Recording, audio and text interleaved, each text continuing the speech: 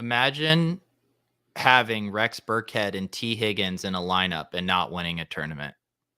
Because that's what I did. I suffer from a debilitating condition known as atropic chokitis.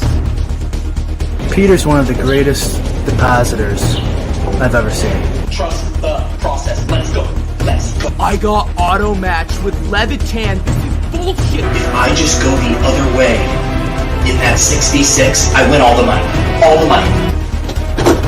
If I had 150 lineups, I'd win too. Process over results.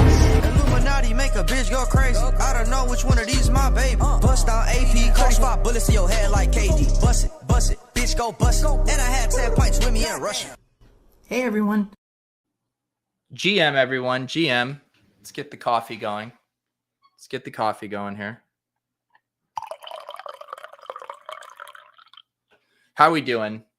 How are we doing this morning? Joshua coming in early to troll me. The funny thing is, Joshua, you're trolling me on the wrong lineup. So the lineup that Joshua is referencing here, I had all early wide receivers going: Cooper Kupp, Justin Jefferson, Tyler Johnson, and T. Higgins. So that is not burning the flex. I have no choice but to use one of my flex spots on my early wide receivers. However, I did have Antonio Brown in the flex of one of my lineups where I also had Tyreek Hill going late. So I do deserve the full shame. You know, I mentioned on Twitter a week or so ago that the feds were no longer policing people for talking about their best ball rosters, and that they have instead directed their efforts toward shutting down and capturing people who burn their flex early. And now I am one of those people. And so I must repent. I must learn from this experience and move forward, hopefully a better man. How are we doing? Look at Willis setting me up here. Yeah, this is my Galactic Apes mug. Oops, there we go. Yes, in the store. And it's funny you say that, Willis, because I have put a few new things up. As many of you know, Week 18 is cash game week. It is cash game week. It's when I turn in my GPP Bro card and I turn into a cash game grinder. And it honestly feels a little poetic this year because now we have Adam Levitan, you know, and formerly the king of the cash game grinders. And he is now kind of transitioned into King GPP Bro. You know, he finishes second yesterday in the FanDuel Million for 250,000. And he's now just a full-on GPP bro, which means it's time for me to become the cash game king. And of course, not this week. This is leading up to week 17, but week 18, I will be the cash game king. And we are getting ready in the store. I ordered my cash game king hoodie yesterday, just got these up. We also have a new addition to the store, the Please Scoop Me Bro. Please scoop me, bro. It's changing from please don't dupe me, bro, to please scoop me, bro. And we also do have it in the Cash Game King mug and the Please Scoop Me, bro mug. So I'm getting excited. My GPP career is going to be coming to an end after week 17, and we are about to wreck some people in the cash game streets. My name on DraftKings is Revert Z Top. I will be begging you to scoop me next week. So link down below if you want to get ahead of the curve here with your Cash Game King Mix merch, and that'll get shipped to you by the time Cash Game Week starts. But we are still in a GPP bro mindset here. I ended up having a good day yesterday as far as in the spies. I ended up playing 3 spies and got back 550. So it was like basically a 2x on my spy investments, but it was more one of those frustrating days where you were on a few of the really good plays, but just didn't get all the combinations quite together to click in, you know, a massively profitable way. And also just some huge scores across the board yesterday. We're going to look at the Deposit Kingdom tournament. 249 score took it down. And boy, do I hope Hayne 1-1 had that lineup in at least one other spot, because it was an incredible lineup. So let's pull some lineups up. We will get to it here this morning. Let's see here. GM to Drew, hope you had a Merry Christmas. I did. I had a nice Christmas. It was nice. I like that it landed on Friday and Saturday. I was able to I didn't do the GPP strategy show on Friday. I got to enjoy Christmas Eve and Christmas yesterday. I did on was it Saturday? It was Christmas.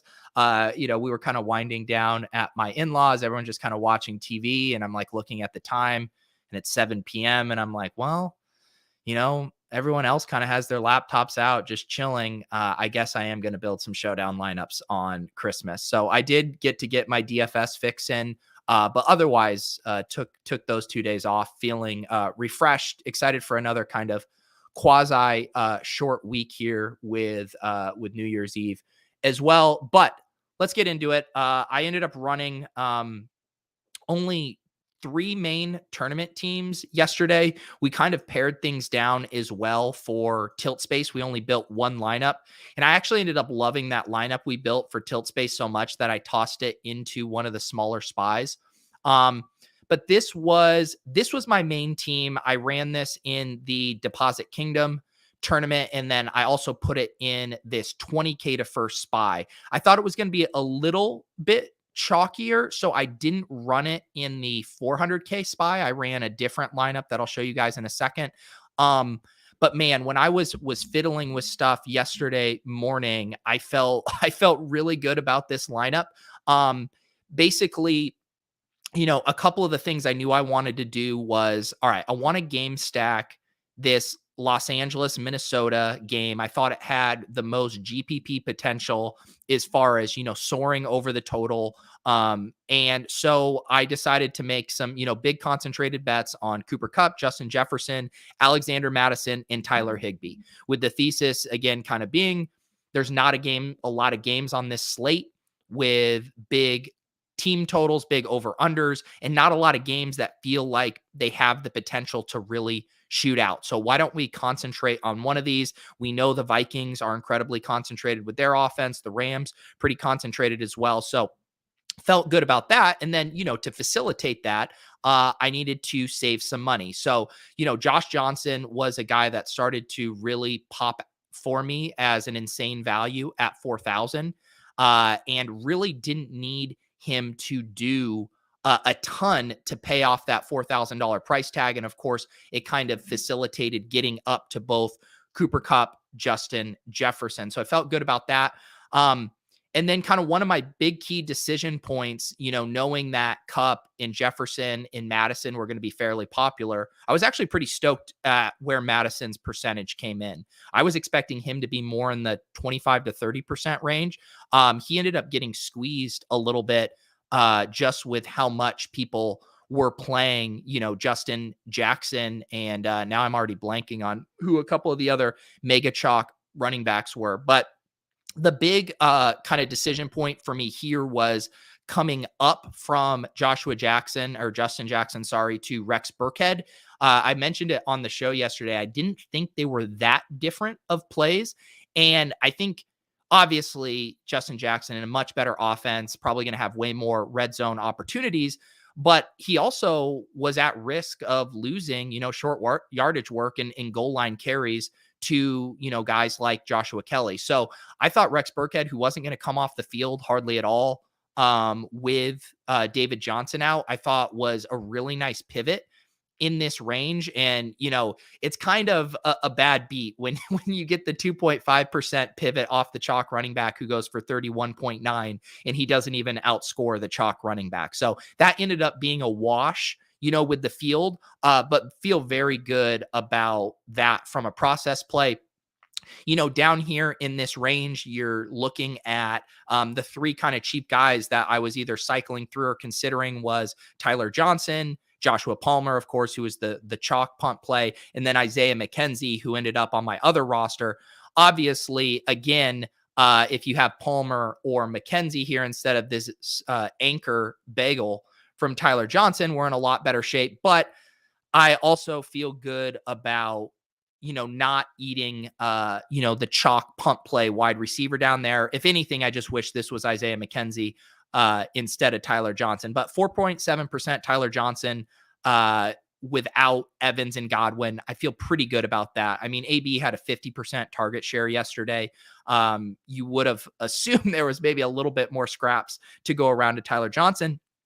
And then this T. Higgins play here. So the initial version of this lineup, I actually had Jamar Chase in, and then I had a cheaper defense. And I ended up maneuvering it around, and I was like, you know what? I kind of like this 2v2. I was just plugging it in, looking at ceiling projection, and I was like, Higgins is now projecting for a higher ceiling than Jamar Chase. And I was kind of just being stubborn early on. I was like, no, Jamar Chase has the higher ceiling. I was looking at Leone's projections, and I said, wow, getting up to Eagles D here is going to meaningfully change kind of the amount of ceiling that I can get into this lineup. So I did end up going down from Jamar Chase, and I forget who I had at defense, probably somewhere in the 25 to 2,800 range. Maybe it was the Bears defense I had in there, but use that extra money to get up to Eagles D. So man, this lineup, it feels so close. If you have Isaiah McKenzie instead of Tyler Johnson, if Joshua, why do I keep saying Joshua? If Justin Jackson, has half of the score of Burkhead, then we're really cooking. Instead, we finish 55th here for a little 3x in this SPY. Felt good about it, but man, I thought it was going to be a lot better. Shout out to Silas Jackson from the Deposit Kingdom here. I saw this lineup floating around earlier yesterday. He had the Burrow double stack with Marquise Brown bring back. An absolute sick Zach Gentry tight end play here. Had the Jackson and Madison combo instead of the Burkhead and Madison combo. And just, running pretty bad there to get only 3.9 points from Tyreek Hill, but a really nice lineup here. Again, Silas so close to a couple of tweaks. If you have Mark Andrews instead of Marquise Brown, and then, you have, Diggs or someone else in this kind of, 7,500 wide receiver range, then you're probably really cooking, but a nice lineup there from Silas. Good morning, Paul. You got 8th in the Deposit Kingdom. Congrats. We will check those lineups out in a second here. T-Tid says on DraftKings, was Burrow not popping? I know on FanDuel, the Sims I ran, he wasn't. Yeah, so I mentioned this on the show yesterday. I was using Bengals as kind of one-offs. I did actually like this little correlation bonus here where I was playing Josh Johnson, who I was happy to run naked. Obviously I wish I land on Mark Andrews considering the result, but I think when you factor in the price tag, the uncertainty that Josh Johnson is going to lock into Mark Andrews in the same way Tyler Huntley did, I'm okay that I didn't end up on him. But I did say yesterday, I had a hard time envisioning the Ravens being able to push the Bengals into the kind of performance they ended up with. And so I ended up playing my Bengals as, one-offs. I was debating, Chase versus Higgins. I was even considering some one-off Joe Mixons. I didn't end up with that, but I didn't arrive at the thought of the Bengals being able to put 40 in this spot with Josh Johnson at QB. And he did just enough to kind of keep Cincinnati with their foot on the gas. It also seemed like it could have been an even bigger day for Cincinnati. They're moving the ball with ease through the air. And this is an actual film take from watching Red Zone. And then they get inside the red zone and Zach Taylor just wants to run the ball, 6 straight times. So yeah, they were having no problem moving the ball against that Baltimore secondary. I wish I would have gotten on the Joe Burrow doubles. But yeah, this was kind of the construction I wanted to play.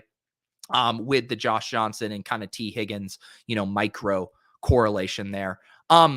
This was the lineup I ran in the bigger SPY here. Another lineup, this one just missed the cash line by about 4 points and a lot of pain here with Tyreek Hill's 3.9. But this was Josh Allen double stack. I didn't do a New England bring back on this one. I did have another team where I did do Damian Harris and Stephon Diggs mini correlation, but in this one, I just ran Josh Allen, Diggs, Isaiah McKenzie. I was super stoked when we flipped over the cards on this and saw Josh Allen at 2.6, Diggs at 3.6, Isaiah McKenzie at 2.2. I mean, it doesn't get much better than that. Allen's still projected as one of the top ceilings on the slate. The Bills still had one of the higher implied team totals on the slate. Diggs' price coming down a little bit. A really nice punt play wide receiver, who's taking over for, Cole Beasley in the slot. I really liked how this stuff lined up. I, of course, did play Cordero Patterson. He was the top player in the Sims yesterday. He did have that touchdown, but really not a ton else going on there. So that kind of stings there at 6,700. Also a little bit more popular than I thought. I was hoping, Cordero Patterson would be kind of like a sub 10% play. I did eat the Ronald Jones chalk in this lineup. It was one of those weeks where I did feel like you were going to have to eat some chalk, whether that was at, running back with a Madison play, if you played the Justin Jackson stuff, whether you did it at a pump play wide receiver.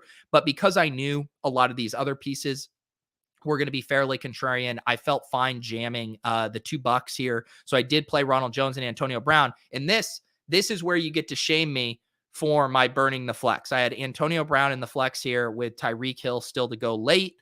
I really screwed myself on that one, and I deserve all the tomatoes that you want to throw at me.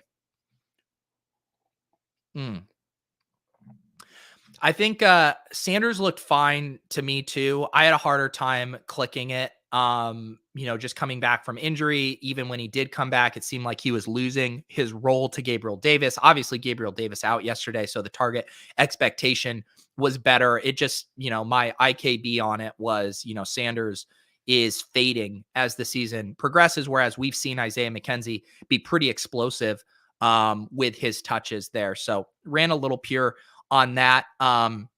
But again, this was another one, another lineup where I think old Pete would have forced more bringbacks here. Obviously, having Damian Harris instead of Patterson in this instance would have been the play. And then this lineup certainly cashes, but also not feeling like I had to force a bring back with Ronald Jones and Antonio Brown, just kind of jamming in two players that were underpriced for their role. And getting access to those Tampa Bay Bucks points.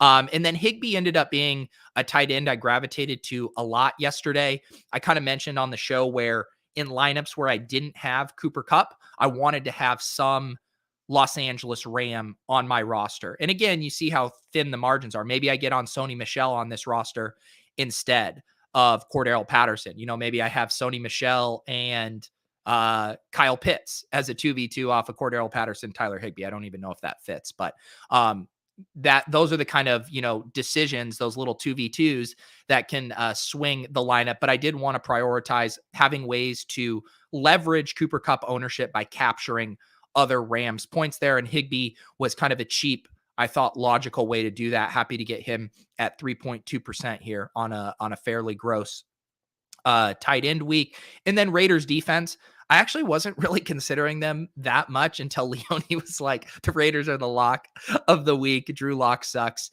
So I did end up on Raiders D here. Otherwise, I was kind of cycling through, paying up for defense in other spots or going down to, I think I had Bears on another lineup. Drew, yeah, let's use this question as we head over to this other lineup. So this was our Tilt Space team. So we had this team in the $1,500 Game Changer, and we only built one lineup yesterday for Tilt Space, which is a little abnormal for us in that we're normally building, at least 3 lineups. But because Joe was getting engaged yesterday, he wasn't around for the build. We were a little behind the 8 ball just with the holiday stuff. So we thought, let's get hyper focused on a lineup. We landed on this team. I was very excited about it because it was like, how many people are going to be able to get in Cooper Kupp, Stephon Diggs, Tyreek Hill into their contests? And so we built this lineup out from there. And then I liked this team so much. And I was like, wait, we're only going to have it in the Game Changer.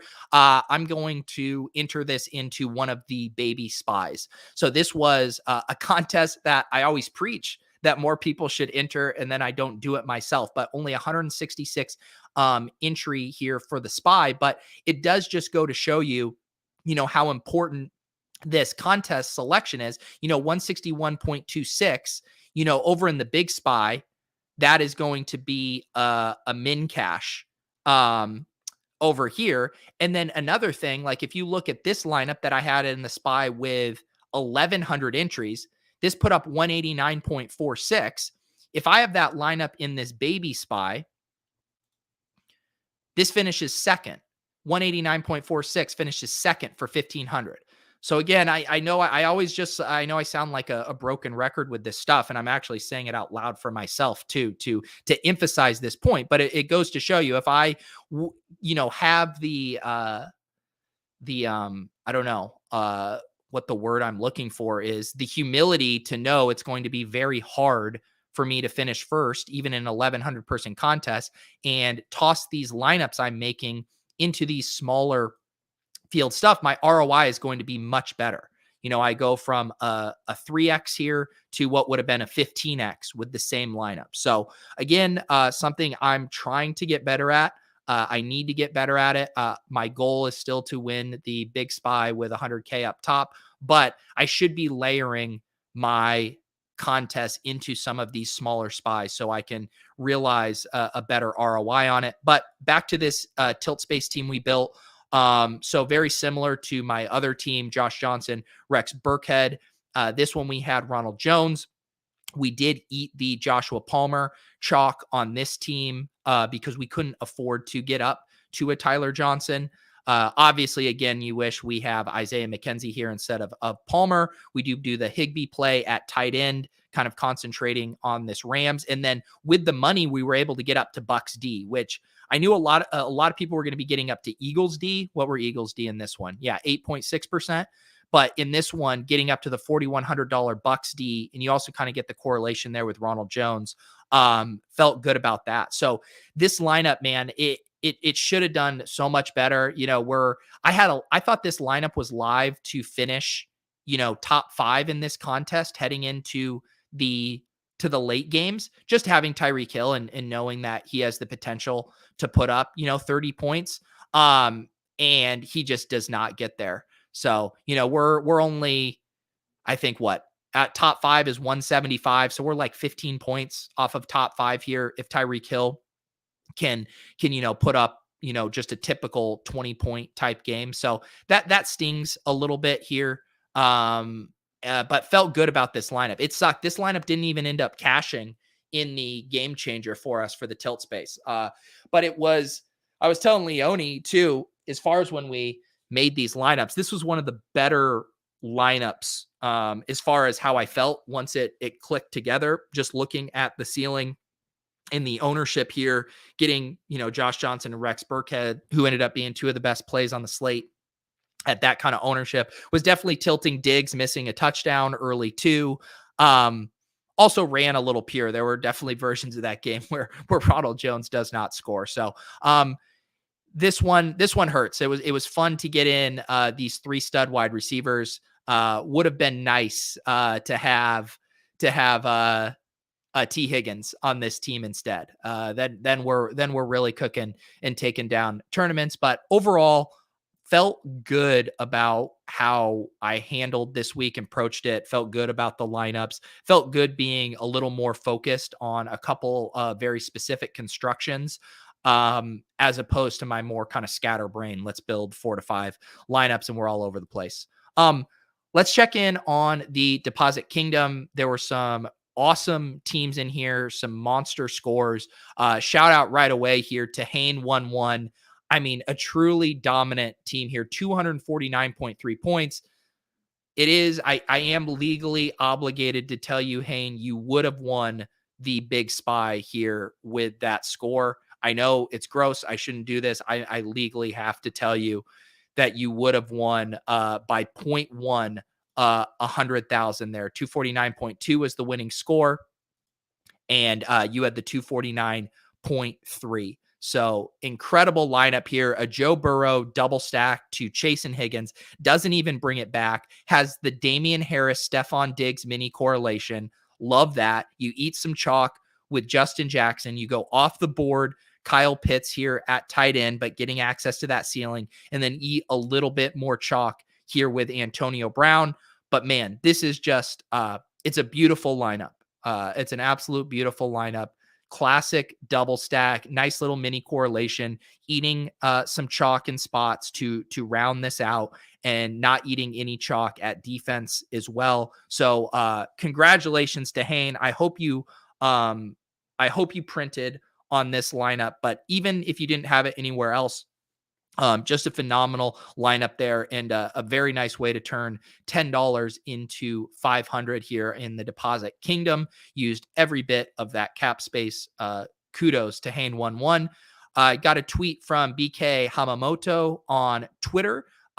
He was excited here to finish in third. A really nice team as well. Also had the Joe Burrow double stack. He jammed in 3 of the value running backs: Alexander Mattison, Justin Jackson, Rex Burkhead. Turns out the answer to Justin Jackson versus Rex Burkhead was both. Nice to see BK land on that. Cole Kmet was a nice punt tight end, and then had the Cooper Kupp, Alexander Mattison mini correlation here, and then Bengals defense. Yeah, I think my only kind of criticism with this lineup is I don't want to use Bengals defense with a Bengals double stack, just because, I mean, there are instances where that works for sure. I mean, we saw it last night kind of with Dallas, right? If you had a Dak double stack with, Dalton Schultz and Amari Cooper and the Dallas defense, you would have been fine. But I think for the most part, the games where the Bengals are scoring a bunch offensively, it's probably a little less likely that the defense is scoring touchdowns as well. And that's really what you need for this to pay off. So any defensive touchdown is a touchdown that is taking a drive away from the offense. So that's my only criticism with this lineup here, is just Bengals D. I think I would have gone down to Jets or Bears or Jags, one of those. But really, really nice lineup. And you can see how close, the margins are with this. So very similar construction to Hayne. Instead of, having a Diggs and Damian Harris, you have a Madison and Kupp mini correlation. So similar construction, very nice team here by BK. I saw Paul in the chat earlier, finished 8th here. Also got on the Josh Johnson construction here. I love this. Josh Johnson to Mark Andrews, bring it back with T. Higgins, a nice little skinny stack there. Love how that turned out. Concentrating on the Vikings pass game with both Cooper Kupp and Odell Beckham. Eat some chalk with Antonio Brown. And then Damian Harris and Ronald Jones. I'm surprised Ronald Jones didn't have higher ownership, or maybe I shouldn't be surprised, because everyone thought he was going to be chalk, so then people didn't play him in the Deposit Kingdom tournament. I mean, the leveling that goes on in this contest is crazy. Bears defense at 9%, but this is a nice team here by Paul. I like this construction a lot, and giving yourself access to a super high ceiling with all of these pass catchers here. So great construction there by Paul. I need to get some more coffee here.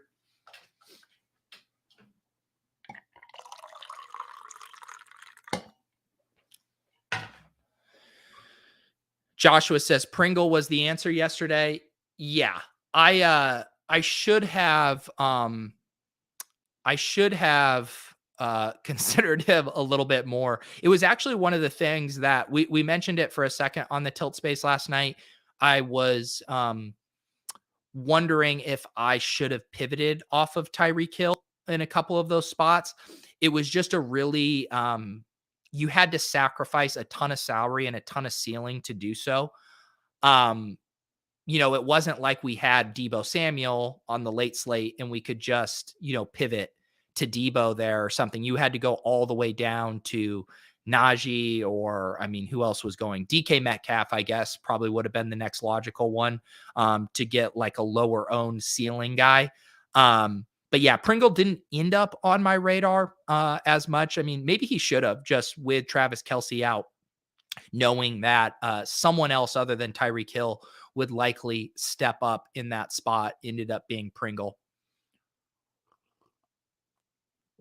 Paul, thanks for watching, buddy. I appreciate you guys. It's crazy that we're already almost winding down here. It feels like it's just been an absolute sprint from drafting, a million best ball teams in June, July, and August to doing a million DFS shows and showdown crams through the season. But yeah, it's been a very fun, awesome year. And speaking of that, I am going to do another Tuesday strategy show for the Underdog Playoff Best Ball Contest. I'm going to have Eric Beimfor on. And a couple things about that reminds me. Eric is doing a giveaway on our stream.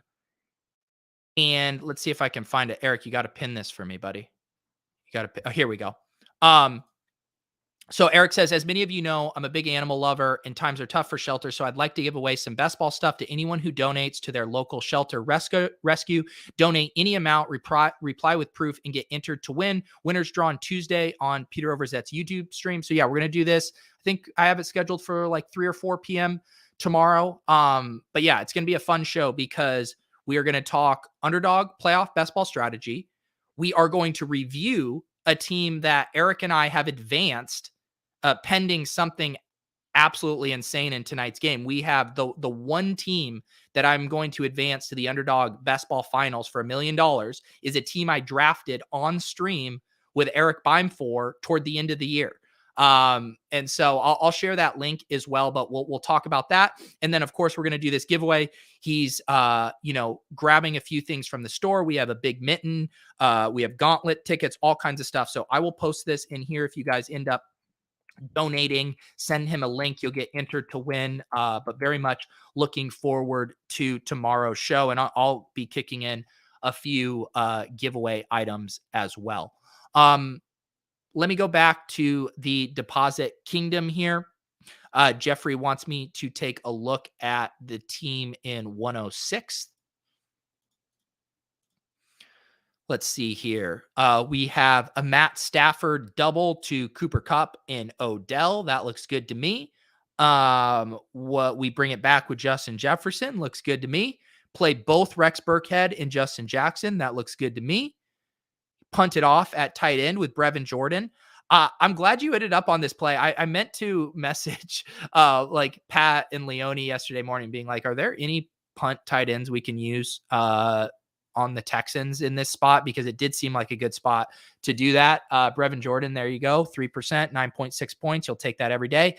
And then you did a similar thing that I did where I had Madison, Jefferson, Kupp, and Higbee, where you got 4 guys from this game. You do the premium double bring back here. And I love that thought. I ended up not wanting to use Matt Stafford just because you can get a lot of games like this where Cooper Kupp has 24 and Odell Beckham has 13 and Stafford doesn't do much, which is what happened.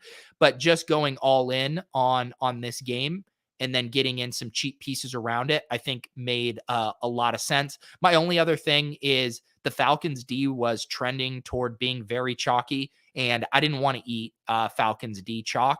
So I would have probably have used that 2,700 to either go down to Bears D or get up to Jets or Jags. I think we're both 2,700. But for the most part, I like this construction a lot. Let's check out Clay here in 156th. There's Clay. We have a Josh Allen, Diggs, McKenzie. Love getting in the McKenzie. There's the Noah Gray punt. We have Diggs. We have Joshua Kelly. Now that is the gal brain. That is the gal brain. There, Michael Carter though I think was a very nice play at 3%. He was projecting well. I got spooked off of Michael Carter just because of what happened last week with Tevin Coleman, getting a ton of work with the team leading. But awesome to see him get it done in the rush game here, which wasn't even necessarily the thesis of the play. To me, when you're playing Michael Carter, you're hoping for 6 to 7 catches, but he gets the 100-yard bonus. I like this team, Clay. I do think Kelly was too much of a gal brain in this contest. I mean, I think that's more of kind of a millie maker. What if, Justin Jackson gets hurt kind of play there. And I think because you had, guys like Rex Burkhead down in that range that were going to be equally contrarian with a much better touch projection, that I'd rather just do that. But overall though, I like this lineup. I like the Josh Allen double, obviously, to Diggs and McKenzie. I like kind of trying to concentrate on the Chiefs offense with Travis Kelce removed, looking at who could be the two biggest beneficiaries, like the Jets defensive play there. So yeah, other than Kelly, this looks like a very strong lineup to me. Joshua Frick wants me to check the guy in 254th place. Frickle. Oh man. Yeah. I will say, James Robinson was he was like 60 to 70% in some other spots. Do not like that. I think much more palatable in the deposit kingdom at 34%. Obviously just a brutal run out there with him getting injured. Poor guy can't catch a break. Finally gets Urban Meyer out of there. Finally is going to be able to finish the season strong, and then, tears his Achilles or whatever. So, unfortunate run out there.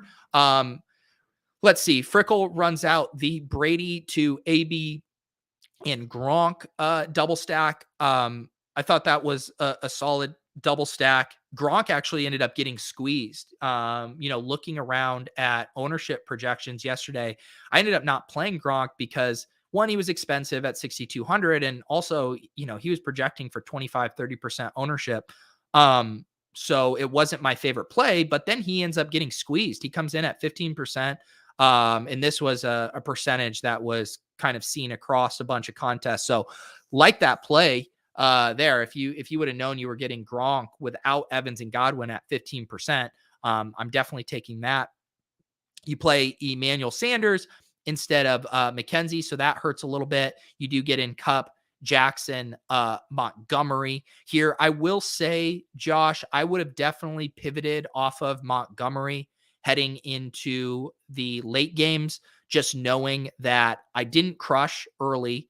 I have the 1 from James Robinson. I have anchors 14 from Tom Brady, and we know David Montgomery is going to be fairly popular. And so you need a Hail Mary to min cash at this point. So I'm either getting off of Montgomery. I'm trying to think of what would have been some of your options. I think if you had 400 extra, you could have gotten up to Javonte Williams. Maybe go down to Rashad Penny. Anything like that to get off of the Montgomery chalk. Maybe you toss in a wide receiver there, a Cortland Sutton.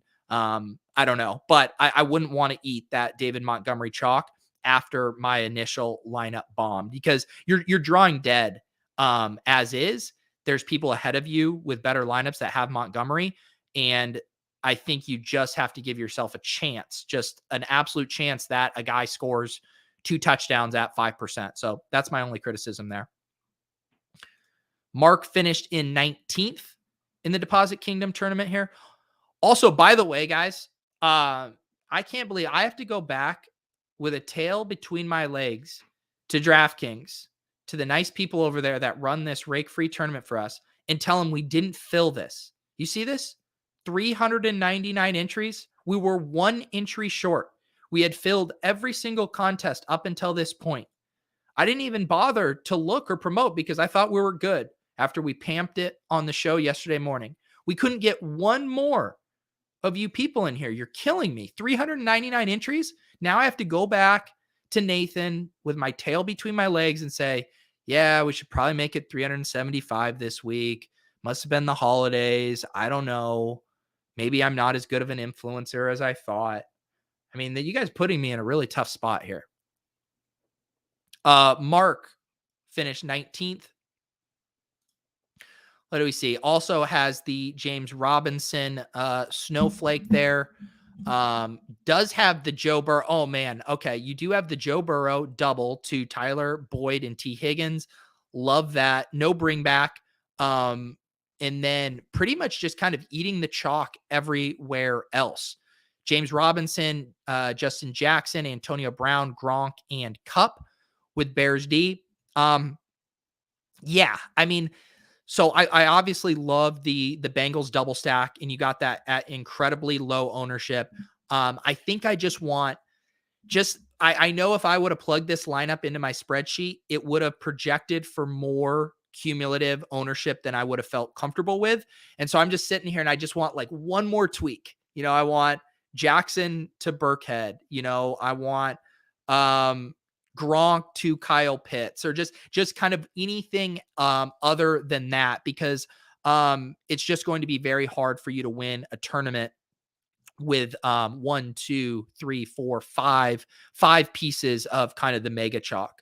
But I think you can make the counter argument in a contest, this big, 399 entries, not 400 entries, that you could get away with it. And you do get your main stack at fairly low ownership there, but just a teeny bit chalky for my tastes. I think one more pivot in there and you really give yourself a chance to climb on the field. GM Samuel. Yeah, this has been a conversation we've been having all year. Samuel asks, when should we be considering a bring back when double stacking Gracias Pedro? So the way I've been thinking about it, and I've been a lot more purposeful and mindful with how I think about bringbacks than in previous years, where I think I kind of just got in robotic mode where I was just always forcing a bring back, more because it was lazy thinking. But the things I'm looking at now is, are there pieces that fit in the bring back? And when I say fit, I mean, one, the construction of the lineup. Is the piece going to be super chalky? Does it actually project for a high enough ceiling to make sense? Does it feel like a game where one offense needs to be pushed to score? And so you saw with my Bills double stack, I didn't necessarily think that the Patriots had to get in a shootout with the Bills for a Josh Allen double stack to hit. There's a few of these offenses like the Patriots, like the Buccaneers, like the Bills, that don't take the foot off the gas, will go extremely pass heavy. And I think there's a lot of instances there where it makes sense. And like the Bucs double stack were a good example of a situation where you did not need to force the bring back. The Panthers had an incredibly low team total. There were no super good value plays sticking out. They don't have a punt tight end that you can use. DJ Moore is fine, but he was expensive. There was no other cheap wide receiver, no running backs that were projecting well. So you just don't force it in that instance. But then in certain other, aspects, I think you could have. So I'm being very contextual with the bringbacks. There's no hard and fast rule. I think if it fits into your overall construction, you're not sacrificing too much ceiling. You're not eating too much ownership. There's not a ton of opportunity cost at the position that you're using the bring back in. Like once you go through those kind of decision points, I think you can kind of safely or more confidently, deduce if that's a spot you should be bringing it back or not.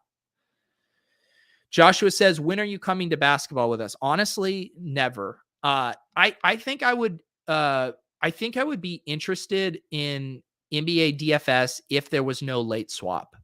If you could tell me everyone is making their lineups together and it all locks at 7 p.m., I think I would consider it. But I'm not going to roll out of football season and basketball season and then devote 6 hours of every single one of my days to researching, making lineups, and then hawking those lineups for late swaps. I appreciate that, those of you who enjoy it, but I need a break. I need a break, and NBA DFS ain't it for me, Joshua. All right, let's see here. Rid got 67th in the GPP. Let's see here. Oh, are you Len Keith, or were you guys duped? Okay, no, just same score, not duped. I don't know which one of yours is that, Rid. Tell me if you're Len Keith or MKG. Let's see. Will says he got 62nd place. That trio of Hurts, Goddard, Jefferson started as Johnson, Higgins, Andrews. Yeah, I mean, those late swap tinkers, those can get you here. Yeah. I mean, I would say that just knowing that the ownership you were going to be taking on in this lineup, a pretty chalky lineup, I think pushing yourself to Johnson, Higgins, Andrews, would have made a lot of sense. And I'm not just saying that because of the hindsight bias of the results, but I promise you, if you would have added up the ceiling projection and the ownership projection for this, and then plugged in the Johnson, Higgins, Andrews, you wouldn't have been sacrificing hardly any ceiling projection, and you would have been lopping off like 25 to 30 percentage points of cumulative ownership. And that's why that's such a valuable exercise for me. And obviously if we're talking about 5 to 10 percentage points of ownership, 5 to 10 points of ceiling, that can be a marginal difference. I mean, this is NFL. Touchdowns are worth 6 points. Those things can be made up in an instant. But when you start to get to 25, 30, 35 points, 35 percentage points, that starts to be impactful. So I would challenge you guys to, if you're thinking about these 3v3s, like don't let your gut do it. Sometimes you will plug it in and you will see, holy cow, this is the exact same ceiling and I'm getting rid of 25 percentage points of ownership. And obviously you make that trade-off every single time. So definitely think through that when you're kind of making those last minute tinkers about why are you doing it? Because often the math will really point you in the most EV direction. Tom got 38th. Tommy Zero here, 178.06. Already can tell I like this lineup. We have a Josh Allen double stack here to Diggs and Knox. No bring back. We get in both Burkhead and Jackson, what a lot of sharp people were doing yesterday. Eat the AB chalk. Do flex the 3 running backs here with Patterson. And then Renfro as a one-off at 4%. I will say, I know I've bagged on the Renfro plays before. It's normally expensive and chalky Hunter Renfro that I'm out on, but a Hunter Renfro with no Darren Waller in the offense at 4%, definitely don't mind that. I just didn't like this game environment. I think with Drew Lock, I was worried about that game imploding, but Hunter Renfro obviously gives you an incredibly high floor. And this is a total floor game for him of late. So I don't mind that play at 4%. Yeah, I think this is a solid lineup. There's enough low owned plays here. You get that Josh Allen double really low, Burkhead, and then eat some chalk in Jackson and AB. I think this is a really solid lineup and about the kind of ceiling ownership combo you want to roll out in a contest of this size. So nice job by Tommy Zero. Drew, you can definitely interest me in a Dolphins showdown slate. What do we have? It's a 37.5 point over under tonight. I mean, just absolutely disgusting, but I will be in those showdown slates tonight. I registered for all the big 20 maxes and mini maxes earlier. I'll do a showdown cram tonight. We'll go live at like 7:40 p.m. That will be a fun time. Excited to do that. Let's see here. I did finally update my Bankroll challenge spreadsheet. I had been slacking on doing that. You could also probably tell me slacking on doing that was correlated to a dry spell here. We had a little hit back in week 10, but otherwise here, week 11 through was a pretty big dry spell. We get back on the board yesterday with some cashes, that 5% finish in the 100K SPY, and then that top 10% finish in the baby 15K SPY. So on the year, we are now only profitable by $75. So we have bled out our winnings. We had our one big GPP score, a few of these little 2Xs and 3Xs to keep us alive in the SPY. And again, definitely a reminder about what your goals are with this. Seeing your ROI in 166 person contest, I should definitely be playing more of these. So that's definitely a lesson learned. But I also want to continue to try to win the big spy. So I don't have too many regrets. Hopefully I can finish the season strong. It's been a good year overall, thanks to a couple showdown hits, thanks to our tilt space lineups in good shape. But really want to finish the DraftKings season strong. And considering I'm not playing tournaments in week 18, I basically have this week, week 17, and then a couple playoff slates to win the spy. So good luck to me in accomplishing that goal. Not true. You just didn't hear what I said. This is literally, so for my bankroll challenge spreadsheet, I only list the spies because that is for whatever reason, the flagship contest that I've decided to do. I am up $6,000 in showdown, and we're up 3,000 to 4,000 in our tilt space lineups. And also my other biggest hit of the year was in a red zone contest, which does not make the spy.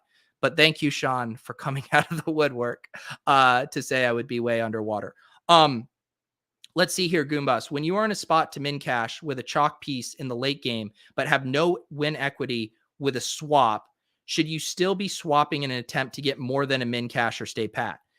Yeah, I mean, we've talked about this a lot, and it's tough because I think the thing, and I've talked about this a lot with Leone too, is that we generally get overconfident in our ability to hold on to a min cash because it's hard to know all of the teams behind you that are charging in the combinations. And so as long as you're not giving up a ton of ceiling, I think that always defaulting on the side of pivoting off of the chalk makes sense. I was lamenting my stuff with Tyreek Hill when I saw he came in at 35%, which I should have known that's about what he was going to come in at. But there wasn't much for me to pivot to, and no one that had close to the same ceiling as Tyreek Hill there. So I was sacrificing probably a little first place equity. I didn't have any first place equity to begin with. Let's say top 5 equity.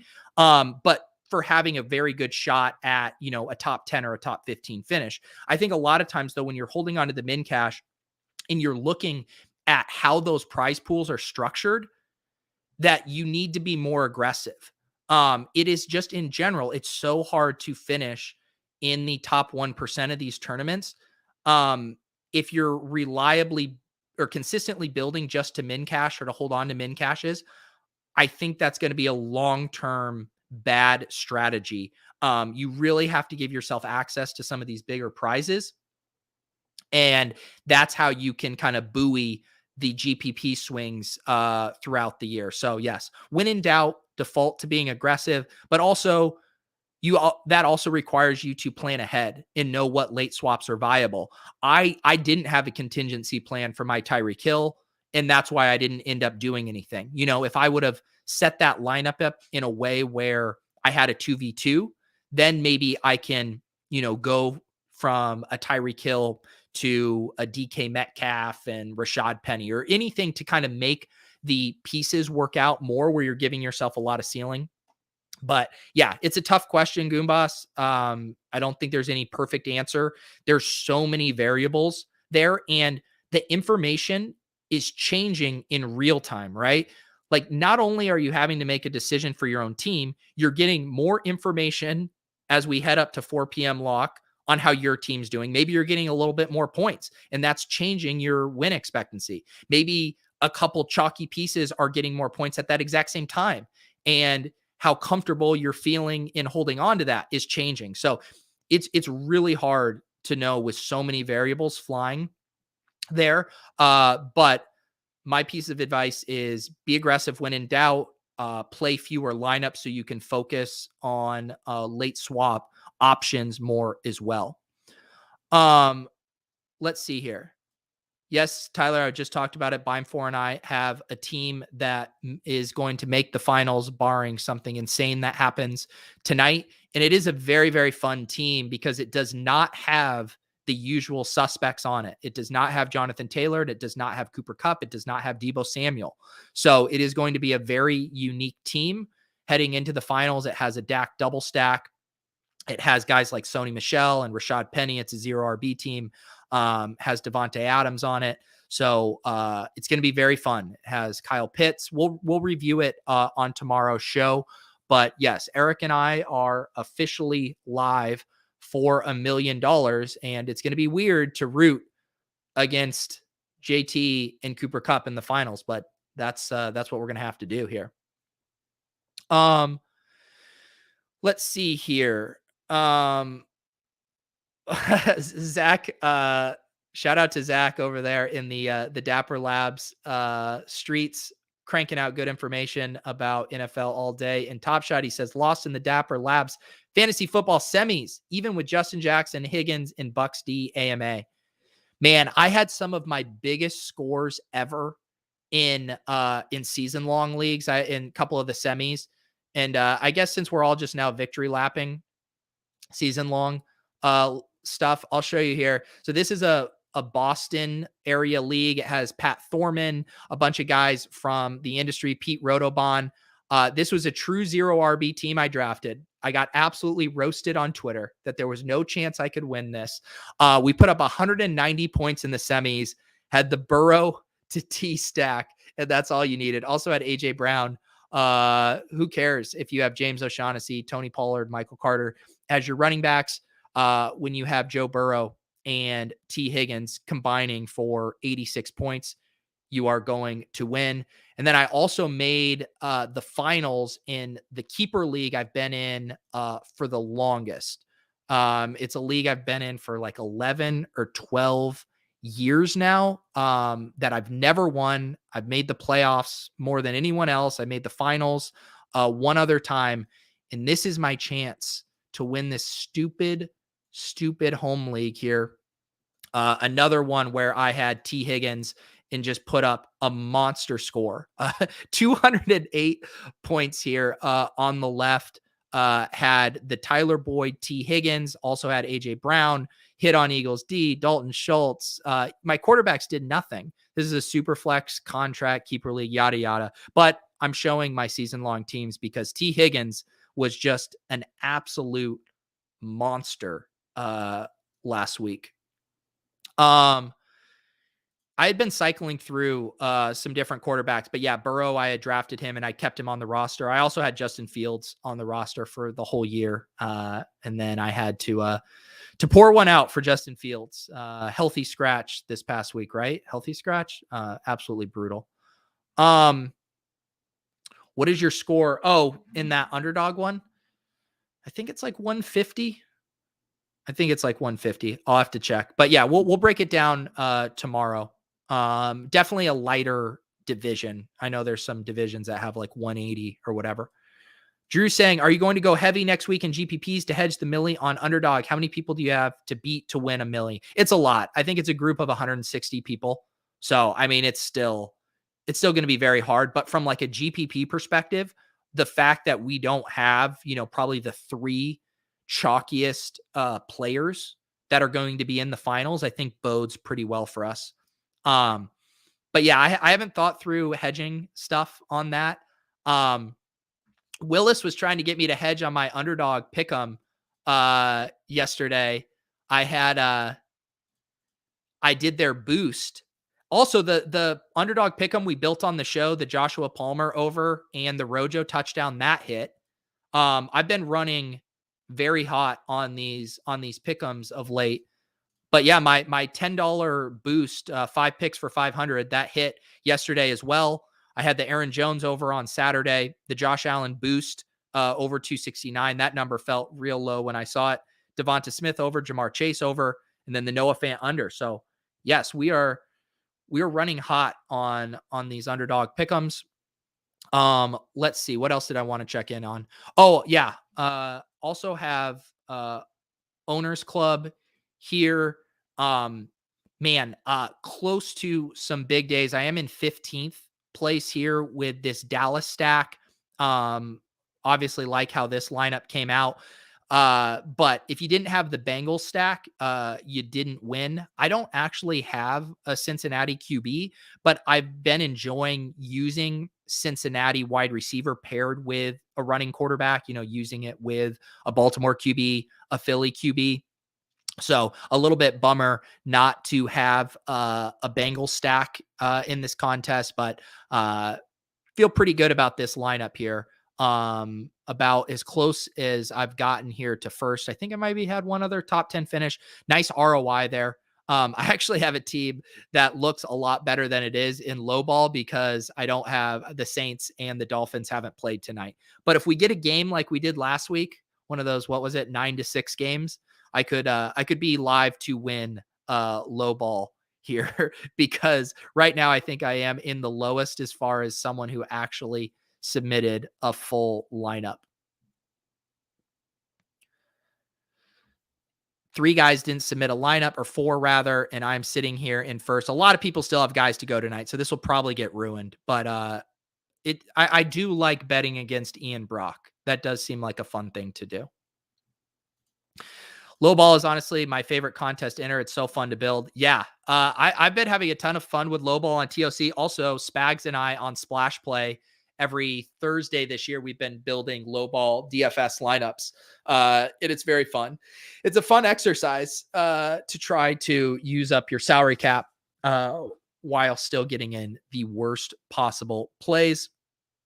Pius says, damn, missed the show. We'll listen to In a Vacuum on Apple Podcast. Yes, I will get this up on the podcast feed in about 30 minutes. If you guys ever miss out on the YouTube version or would prefer to listen to things on the go, I do post the audio for all of the DFS strategy shows, lineup reviews. I do the Saturday or Sunday cram. Basically, the only stuff I don't throw up are the showdown crams because that would be fairly useless to post audio right before lock. But other than that, yeah, subscribe to the In a Vacuum podcast. Anything else I am forgetting here? We went almost an hour today. Be sure to get your Cash Game King merch, your Don't Scoop Me Bro merch. If you are in the Deposit Kingdom Discord or in the Run the Sims channel, I'll get some discounts for you guys there. Also, always get free shipping over $50 with promo code Pete. But that is it for me. Like I said, I will be back at 2:30 for Splash Play with Spags. I will be back tonight at around 7:40 p.m. Eastern for a showdown cram. And then tomorrow afternoon, I'll be here with Bime4 talking underdog playoffs, doing some giveaways, and reviewing our team that will hopefully make the finals. So hope you guys all have a wonderful start to your week. Appreciate you guys hanging out. We are winding down this season. Got to soak it all up before it is gone. Have a great Monday.